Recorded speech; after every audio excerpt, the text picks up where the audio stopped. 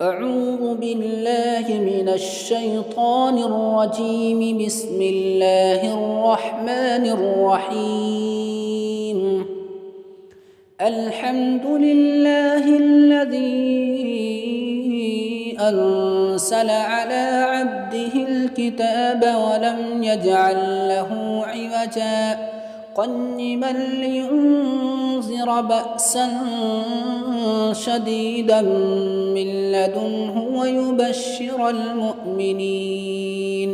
ويبشر المؤمنين الذين يعملون الصالحات أن لهم أجرا حسنا ماكثين فيه أبدا وينذر الذين قالوا اتخذ الله ولدا ما لهم به من علم ولا لآبائهم كبرت كلمة تخرج من أفواههم إن يقولون إلا كذبا فلعلك باخع نفسك على آثارهم إن لم يؤمنوا بهذا الحديث يسفا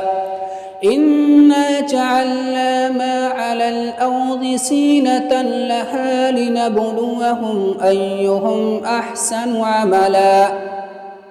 وإنا لجاعلون ما عليها صعيدا جرزا أم حسبت أن أصحاب الكهف والرقيم كانوا من آياتنا عجبا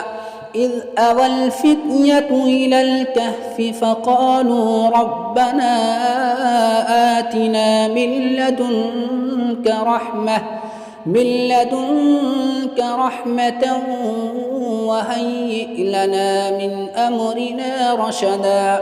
فضربنا على